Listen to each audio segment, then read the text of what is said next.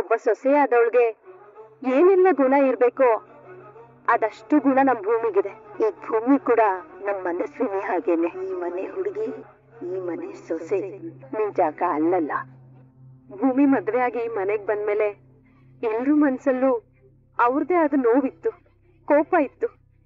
ಆದ್ರೆ ಈಗ ಎಲ್ರ ಮನ್ಸು ತಿಳಿಯಾಗಿದೆ. ಅದಕ್ಕೆ ನೀವ್ ಜೈಲಿಂದ ಬಿಡುಗಡೆ ಆದ್ಮೇಲೆ ನಾನೇ ಮುಂದೆ ನಿಂತು ಶಾಸ್ತ್ರಬದ್ಧವಾಗಿ ನನ್ನ ಮೊಮ್ಮಗ ಹಾಗೂ ನಿಮ್ ಮಗಳ ಮದುವೆ ಮಾಡಿಸ್ತೀನಿ. ಹಾಗಾಗಿ ಬಿಡುಗಡೆ ಆಗೋವರೆಗೂ ನೆಮ್ಮದಿಯಾಗಿರಿ. ಅಜ್ಜಿ, ಭೂಮಿ, ಅಮ್ಮನ ಆಶೀರ್ವಾದ ತಗೊಳ್ಳಿ. ಸದಾ ಸೌಭಾಗ್ಯವತಿಯಾಗಿ ಬಾಳು, 100 ಮಕ್ಕಳನ್ನ ಹೆತ್ತೋ ಸುಖವಾಗಿರಪ್ಪ. ಸುಮಾರು ತಿಂಗಳಾದ್ಮೇಲೆ ನನ್ ತಾಯಿ ಜೊತೆ ಮೊದ್ಲಿನಾಗಿರೋ ಅವಕಾಶ ಮಾಡ್ಕೊಟ್ರಿ. ನಿಮ್ಮನ್ ಮದ್ವೆ ಆಗಿದ್ದಕ್ಕೂ ನನ್ ಜೀವನ ಸಾರ್ಥಕ ಆಯ್ತು. ನಿಮಗ್ ನಾನು ಅದ್ ಹೇಗ್ ಕೃತಜ್ಞತೆ ಸಲ್ಲಿಸ್ಬೇಕೋ ನಂಗೆ ಗೊತ್ತಿಲ್ಲ ಸಾಹೇಬ್ರೆ. ಇಷ್ಟು ಒಳ್ಳೆ ಜನರ ಮಧ್ಯೆ ಅರಿತಿರೋ ನಿನ್ ಭವಿಷ್ಯದ ಕನ್ಸನ್ನೇ ಕಾಣ್ತಾ ಜೈಲಲ್ಲಿ ಹೇಗೋ ಕಾಲ ಕಳೆದ್ಬಿಡ್ತೀನಮ್ಮ.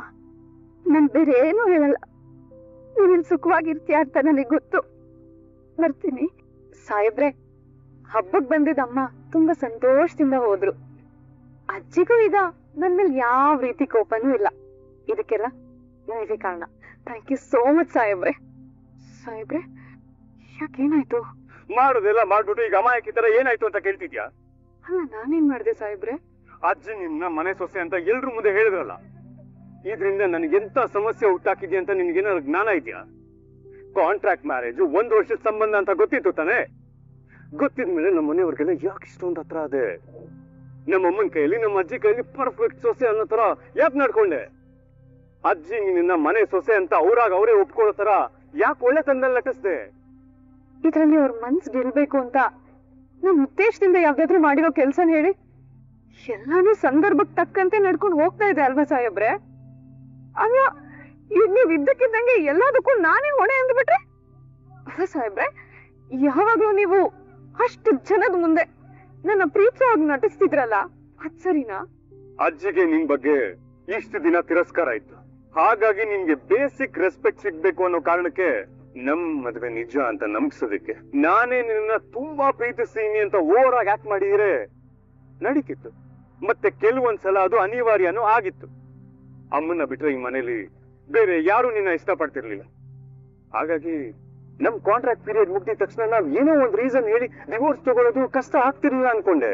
ಆದ್ರೆ ಈಗ ಇಷ್ಟು ದಿನ ನೀನ್ ಮನೆ ಸೊಸೆ ಆಗೋದಕ್ಕೆ ಲಾಯಕ್ಕಿಲ್ಲ ಅಂತ ಹೇಳ್ತಿದ್ದ ಅಜ್ಜಿನೇ ಎಲ್ರು ಮುಂದೆ ನೀನೇ ಈ ಮನೆ ಸೊಸೆ ಅಂತ ಅನೌನ್ಸ್ ಮಾಡಿದ್ದಾಯ್ತು. ನಾಳೆ ನಾನ್ ಡಿವೋರ್ಸ್ ತಗೊಳ್ಳೋ ಟೈಮಲ್ಲಿ ಕಾರಣ ಏನು ಅಂತ ಕೇಳಿದ್ರೆ ನಾನು ಏನ್ ಹೇಳಿ ಅವ್ರಿಗೆ? ಇಷ್ಟು ದಿನ ಸಂಸಾರ ಮಾಡಿದ್ಮೇಲೆ ಈಗ ಹೊಂದಾಣಿಕೆ ಆಗಿಲ್ಲ ಅಂದ್ರೆ ನನಗೆ ಮಗು ಕುಗಿತಾರ ಅವರು. ಬಂಗಾರದಂತ ಹುಡುಗಿ ಜೊತೆಗೆ ನಿನ್ಗೆ ಹೊಂದಾಣಿಕೆ ಆಗಿಲ್ವಾ ಅಂತ ಪಕ್ಕ ಡಿವೋರ್ಸ್ ತಗೊಳ್ಳೋದು ಬಿಡಲ್ಲ ಅವರು. ಅಲ್ಲಿಗೆ ನಾವು ಅಗ್ರಿಮೆಂಟ್ ಮ್ಯಾರೇಜ್ ಆಗಿದ್ದ ಉದ್ದೇಶ ನೆರವೇರಲ್ಲ. ಈಗ ನಾನು ಏನ್ ಮಾಡ್ಸಾ ಇಲ್ಲಿ? ಸಾಹೇಬ್ರೆ, ನಿಮ್ ತಮ್ಮಯ್ಯ ಅಂತೀನಿ, ನಿಮ್ ರೀತಿ ಎಲ್ಲ ಮಾತಾಡ್ಬಿಡಿ. ನನ್ ಕೈ ಕಾಲೇ ಆಡ್ತಿಲ್ಲ ಸಾಹೇಬ್ರೆ. ನನಗ್ ನನ್ನ ಅಪ್ಪ ಅಮ್ಮ ಕಲ್ಸಿರೋದು ಪ್ರಾಮಾಣಿಕವಾಗಿ ಬದುಕೋದು ಮಾತ್ರ. ನಿಮ್ ಮನೇಲಿ ನಾನು ಆ ರೀತಿನೇ ಇದ್ದೆ ಅಷ್ಟೇ ಸಾಹೇಬ್ರೆ. ನಾನ್ ಮಾಡಿದ್ ಒಂದೇ ಒಂದ್ ತಪ್ಪಂದ್ರೆ ಅದೇ. ಸರಿ ಆಯ್ತು, ಈಗ ಆಗಿದ್ದು ಆಗೋಯ್ತು ಸಾಹೇಬ್ರೆ. ಇದನ್ನ ಸರಿ ಮಾಡೋದಕ್ಕೆ ನಾನು ಏನ್ ಮಾಡ್ಬೇಕು ನೀವೇ ಹೇಳಿ ಸಾಹೇಬ್ರೆ. ಹೇಳಿ ಸಾಹೇಬ್ರೆ, ದಯವಿಟ್ಟು ಹೇಳಿ. ನೋಡು ಭೂಮಿ, ಹೀಗಿರೋದು ಒಂದೇ ಒಂದು ದಾರಿ. ಆಗಿದ್ದನ್ನ ಕೆಡಿಸ್ಬೇಕು ಅಷ್ಟ.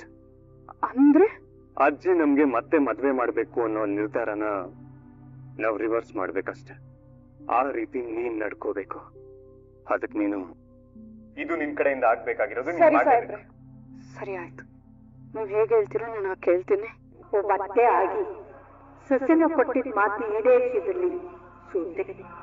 ಇವತ್ತು ಸಂತೋಷವಾಗಿ ಆ ಸೋಲನ್ನ ನಾನು ಒಪ್ಕೊಂಡು ಭೂಮಿನ ನಾನು ಈ ಕ್ಷಣದಿಂದ ಈ ಮನೆ ಸೊಸೆ ಅಂತ ನಾನು ಒಪ್ಕೊತೀನಿ. ನೀವು ಜೈಲಿಂದ ಬಿಡುಗಡೆ ಆದ್ಮೇಲೆ ನಾನೇ ಮುಂದೆ ನಿಂತು ಶಾಸ್ತ್ರಬದ್ಧವಾಗಿ ನನ್ನ ಮೊಮ್ಮಗ ಹಾಗೂ ನಿಮ್ ಮಗಳ ಮದುವೆ ಮಾಡಿಸ್ತೀನಿ. ಮೇಡಮ್, ಏನ್ ಮಾಡ್ತಾ ಇದ್ದೀರಾ? Control yourself. ಏನ್ ಆಗ್ಬಾರ್ದು ಅನ್ಕೊಂಡಿದ್ನೋ ಅದೇ ಆಗೋಯ್ತಾ? ಸಾಯೋ ಪೇಷಂಟ್ಸ್ಗೆ ಮೂಗಿಗೆ ವೆಂಟಿಲೇಟರ್ ಹಾಕಿರ್ತಾರಲ್ಲ ಹಾಗೆ ಈಗ ಈ ಮುದುಕಿ ಭೂಮಿನ ಸೊಸೆ ಅಂತ ಅನೌನ್ಸ್ ಮಾಡಿ ವೆಂಟಿಲೇಟರ್ನ ಕಿತ್ ಹಾಕ್ಬಿಡ್ಲಲ್ಲ. ಈಗ ನನ್ನ ಮಗಳ ಗತಿ ಮೊದ್ಲೇ ಅಜಿತ್ಗೆ ನನ್ನನ್ ಕಂಡ್ರೆ ನನ್ನ ಮಗಳನ್ ಕಂಡ್ರೆ ಅಷ್ಟಕ್ಕಷ್ಟೇ. ಅಜಿತನ್ ಜೊತೆ ನನ್ನ ಮಗಳನ್ನ ಮದುವೆ ಮಾಡಿಸ್ಬೇಕು ಅನ್ನೋದಕ್ಕೆ ನನಗಿದ್ದಿದ್ದು ಒಂದೇ ಒಂದು ಆಸೆ, ಒಂದು ನಂಬಿಕೆ ಅಂದ್ರೆ ಆ ಮುದುಕಿ, ಹಾಳಾದ ಮುದುಕಿ ಇವತ್ತು ನನ್ನ ಹೋಪ್ಸು, ನನ್ನ ನಂಬಿಕೆ ಎಲ್ಲ ತಲೆ ಕೆಳಗಡೆ ಮಾಡ್ಬಿಡ್ಲಲ್ಲ. ಈಗ ನಾನು ನನ್ನ ಮಗಳು ಅಮ್ಮ ತಾಯಿ ಅಂತ ಹೋಗ್ಬೇಕಾ? ಅಂಜು ಆ ಮುದುಕಿನ ಸಾಯಿಸ್ತೀನಿ ಅಂತ ಹೊಡ್ಲಲ್ಲ, ಹೋಗಿ ಅಂತ ಬಿಟ್ಬಿಡ್ಬೇಕಾಗಿತ್ತು.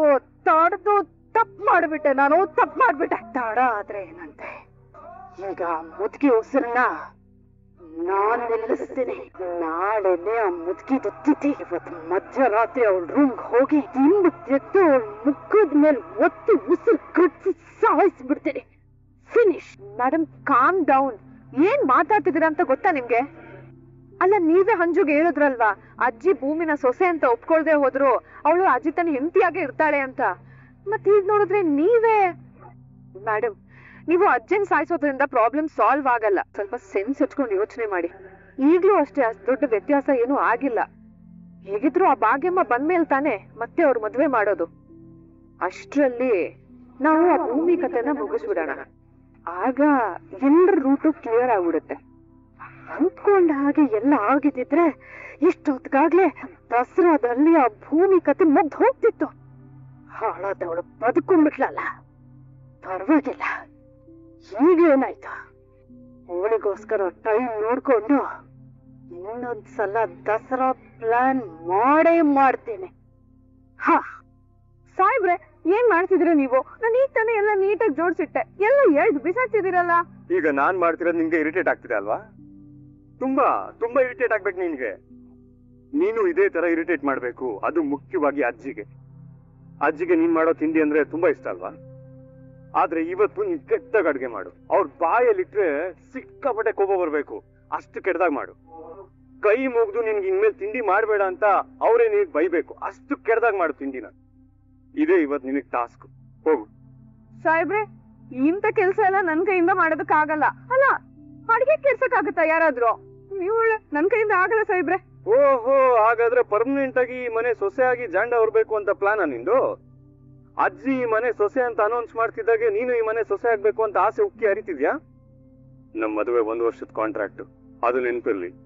ಈಗ ಸದ್ಯಕ್ಕೆ ನಾನ್ ಹೇಳೋದ್ ಕೇಳಿದ್ರೆ ಸಾಕು.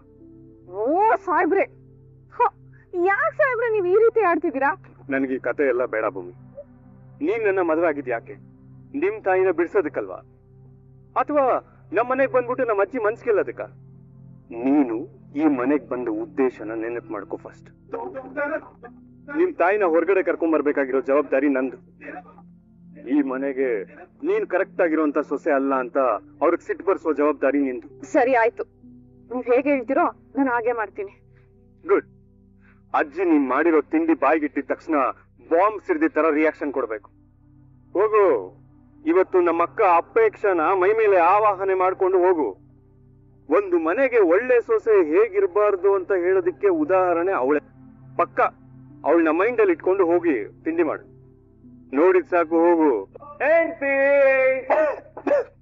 ಏನಿತ್ತು? ಆ ಸೈಡ್ ತಿರ್ಗು. ಏನಿಲ್ಲ ಈ ಸೈಡು ಯಾವ ಸ್ಕ್ರೂ ಲೂಸ್ ಇಲ್ವಲ್ಲ? ಅದು ಪ್ರತಿ ದಿವಸ ಅತ್ಗೆನ ರನ್ನ ಮುನ್ನ ಚಿನ್ನ ಡಾರ್ಲಿಂಗ್ ನನ್ ಕರಿತಾ ಇದ್ದವನು ಇವಾಗ ಸಡನ್ ಆಗಿ ಹೆಂಡತಿ ಅಂತ ಕರೆದ್ಬಿಟ್ಟಿಯಲ್ಲ, ಶಾಕ್ ಆಗೋಯ್ತು.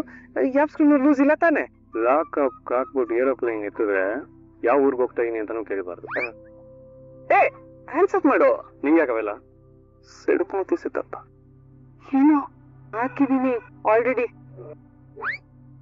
ಖಾರ ಆಗುತ್ತೆ.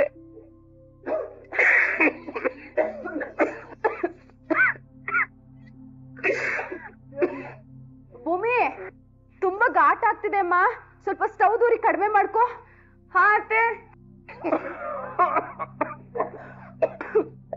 ಸಾಹೇಬ್ರೆ, ಹೊಟ್ಟೆ ಹಸಿ ತಿಂಡಿಬೇಕು ಅಂದ್ಬಿಟ್ರಲ್ಲ, ನೀವೇ ತಿಂಡಿ. ದೊಡ್ಡವರಿದ್ದಾರೆ, ಫಸ್ಟ್ ಚಿಕ್ಕವರು ಬಡಿಸ್ಬೋದಾ? ಈ ಗಂಡ ಅನ್ನೋ ಪ್ರೀತಿ ಎಲ್ಲ ತೋರ್ಸು.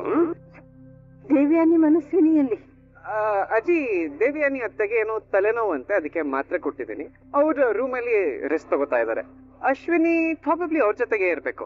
ಹಾ, ಹಂಗೆ ಇನ್ನೊಂದು, ಶ್ರವಣ್ ಮಾವ ಅವ್ರು ಬಿಸಿ ಇದಾರಂತೆ, ತಿಂಡಿ ಆಮೇಲೆ ತಿಂತಾರಂತೆ. ನಂಗೆ ಹೇಳ್ಬಿಡು ಅಂತ ಹೇಳಿದ್ರು, ಹೇಳಿದೀನಿ, ಮತ್ತೆ ಕೇಳಕ್ ಹೋಗ್ಬಿಡಿ. ಅಯ್ಯೋ ಅಜ್ಜಿ ತಿನ್ಬೇಡಿ. ಅಜ್ಜಿ, ಅದು ಎಲ್ರು ನನಗೆ ಕ್ಷಮಿಸ್ಬಿಡಿ. ಏನೋ ಯೋಚನೆ ಮಾಡ್ಕೊಂಡು 1-2 ಮೆಣಸಿನ್ಕಾಯಿ ಜಾಸ್ತಿ ಹಾಕ್ಬಿಟ್ಟಿದೀನಿ. ಮೆಣಸಿನ್ಕಾಯಿಗೆ ಹಾಕಿ ಬಂದಾಗ್ಲೇ ಅನ್ಕೊಂಡೆ ನಾನು. ಅಪ್ಪ, ಮೆಣಸಿನ್ಕಾಯಿ ಜಾಸ್ತಿ ಆಗಿರೋದು 2 ಅದ್ರಲ್ಲಿ ಏನ್ ಖಾರ ಇರುತ್ತೆ ಮಹಾ. ಅಜಿ, ಇದನ್ ವೇಸ್ಟ್ ಮಾಡಕ್ಕಾಗತ್ತಾ? ನೀವು ತಿನ್ನಿ, ನಾನು ತಿಂತೀನಲ್ಲ. ಅಯ್ಯೋ ಬೇಡ ಅಜ್ಜಿ, ಹಾಗಂತ ತಿನ್ನಕ್ಕಾಗತ್ತಾ? ಇದನ್ನ ನಾನು ಸರಿ ಮಾಡ್ಕೊಂಡ್ ಬರ್ತೀನಿ. ವೇಸ್ಟ್ ಏನು ಮಾಡಲ್ಲ ನಾನು. ಒಂದ್ ನಿಮಿಷ. ಹೇಳಿ, ನನ್ ಪ್ಲಾನ್ ಎಲ್ಲ ಹಾಳು ಮಾಡ್ತಿದ್ಯಲ್ಲ, ನಾನು ಹೇಳ್ದಷ್ಟು ಮಾಡ್ಬೇಕು ತಾನೆ? ಹಾಳು ಮಾಡ್ತಾ ಇರೋದು ನೀವು. ಶತ್ರುಗಳಿಗೂ ಕೆಟ್ಟದ್ ಬಯಸೋಳಲ್ಲ ನಾನು. ಅಂತಿದ್ರೆ ಅದು ನನ್ನ ಕುಟುಂಬ, ಅಲ್ಲಿ ಗೊತ್ತಿರೋರು ನನ್ನವರು. ಅವರಿಗೆ ಈ ಖಾರದ ಅವಲಕ್ಕಿನ ಸಾಧ್ಯನೇ ಇಲ್ಲ. ನಾನು ನಿಮ್ಗೆ ಹೇಳ್ದಷ್ಟು ಮಾಡು ಅಂತ ಹೇಳಿದ್ದು, ನೀನ್ ಹೇಳಿದನ್ನೆಲ್ಲ ಕೇಳಿಸ್ಕೊಳಕ್ ನನ್ ಕೈಯಲ್ಲಾಗಲ್ಲ. ಸಾಹೇಬ್ರೆ, ನೀವೀಗೆಲ್ಲ ಮಾಡಿದ್ರೆ ನಾನು ಸುಮ್ಮನೆ ಇರೋದಿಲ್ಲ, ಹೇಳ್ತಾ ಇದ್ದೀನಿ. ನಾನು ಹೇಳ್ದಷ್ಟು ಮಾಡು ಅಂತ ಹೇಳಿದ್ರೆ ಆವಾಜ್ ಆಗ್ತಿದ್ಯಾ? ಸುಮ್ನೆ ಹೇಳ್ದಷ್ಟು ಮಾಡು. ಸಾಹೇಬ್ರೆ, ಸುಮ್ನೆ ಹೋಗ್ರಿ. ನೀವ್ ಹಿಂಗಿದ್ರೆ ನಾನು ಹೇಗ್ ಕೆಲ್ಸ ಮಾಡ್ಲಿ? ಹೋಗಿ. ಅರೆ ಹೋಗ್ರಿ. ಲೇ ಸಂಗೀತ, ಏನೇ ಅದು? ಲೇ ಅಜಿತಾ, ನಿನಗೆ ಡ್ಯೂಟಿಗೆ ಟೈಮ್ ಆಗಿಲ್ವೇನಾ? ಅಜಿತಾ, ನಿನ್ ಕಿಚನ್ ಇಂದ ಆಚೆ ಬಾ ಮೊದ್ಲು. ಒಂಚೂರ್ ಖಾರ ಜಾಸ್ತಿ ಇದೆ ಅಷ್ಟೇ. ಆದ್ರೂ ಒಂಥರ ಡಿಫ್ರೆಂಟ್ ಆಗಿ ಚೆನ್ನಾಗಿದೆ ಭೂಮಿ, ನಂಗೆ ಇಷ್ಟ ಆಯ್ತು. ನನಗಂತೂ ಅವಲಕ್ಕಿ ತುಂಬಾ ಇಷ್ಟ ಆಯ್ತು. ಎಲ್ ಕಲ್ತಮ್ಮ? ಅಯ್ಯೋ ಅಜ್ಜಿ, ನಿಮ್ ಮೊಮ್ಮಗನೇ ಹೇಳ್ಕೊಟ್ಟಿದ್ದು. ಓ, ಆವಾಗ ಅವ್ನ ಅಡ್ಗೆ ಮನೆಗ್ ಬಂದಿದ್ದ, ನೀನು ಹೋಗಿ ಸಾಯ್ಬ್ರೆ ಅಂತ ಅಂತಿದ್ದಿ, ಆವಾಗ ಹೇಳ್ಕೊಟ್ನಾ? ಆವಾಗ್ಲೇ ಅಜ್ಜಿ, ಆವಾಗ್ಲೇ. ಏ ಕಳ್ಳ, ಅವಲಕ್ಕಿ ಮಾಡಕ್ ಬರ್ತಾ? ಈ ಭೂಮಿ ತಿಂಡಿ ಕೆಡಿಸು ಅಂದ್ರೆ ನನ್ ಪ್ಲಾನೇ ಕೆಡಿಸಿದ್ದಾಳಲ್ಲ. ಇವುಗಳನ್ನ ನಂಬ್ಕೊಂಡ್ರೆ ಆಗಲ್ಲ, ನಾನೇ ಏನಾದ್ರೂ ಮಾಡ್ಬೇಕಲ್ಲ. ಅಜ್ಜಿ ಹೋಗೋ ದಾರಿಯಲ್ಲಿ ನೀರ್ ಚೆಲ್ಲಿ ಅದನ್ನ ಭೂಮಿ ಮೇಲೆ ತಾಕ್ಬಿಡ್ಲ. ಲಕ್ಷ್ಮಕ್ಕ, ಮನೆಗ್ ಬಂದಿದಾರಲ್ಲ ಅಮ್ಮ, ಆ ಅಮ್ಮನ ಹೆಸರೇನು? ಕವಿತಾ ಅಂತ. ಅವ್ರಿನ್ನೂ ನಿನ್ ಜೊತೆನೇ ಇದಾರಾ? ಹೋ ಭೂಮಿ, ಅವ್ರಿಲ್ಲ ಇದಾರೆ. ನನ್ಗೆ ಯಾಕೋ ಅವ್ರನ್ನ ನೋಡ್ಬೇಕು, ಅವ್ರೊಟ್ಟೆ ಮಾತಾಡ್ಬೇಕು ಅಂತ ಅನಿಸ್ತಿದೆ. ನಾನು ಈಗ್ಲೇ ನಿಮ್ ಮನೆಗ್ ಬರ್ತೀನಿ. ಸರಿ ಭೂಮಿ. ಈ ಕವಿತಮ್ಮ ಯಾರು? ಇವರಿಂದ ನನ್ಗೆ ಪದೇ ಪದೇ ಸಹಾಯ ಯಾಕಾಗ್ತಿದೆ? ವಿಡಿಯೋ ಇಷ್ಟ ಆಗಿದ್ರೆ ಲೈಕ್ ಮಾಡಿ, ಸಬ್ಸ್ಕ್ರೈಬ್ ಮಾಡಿ, ಎಲ್ರಿಗೂ ಕೂಡ ಶೇರ್ ಮಾಡಿ. ವಿಡಿಯೋ ನೋಡಿದ್ದಕ್ಕಾಗಿ ಎಲ್ರಿಗೂ ಕೂಡ ಧನ್ಯವಾದಗಳು.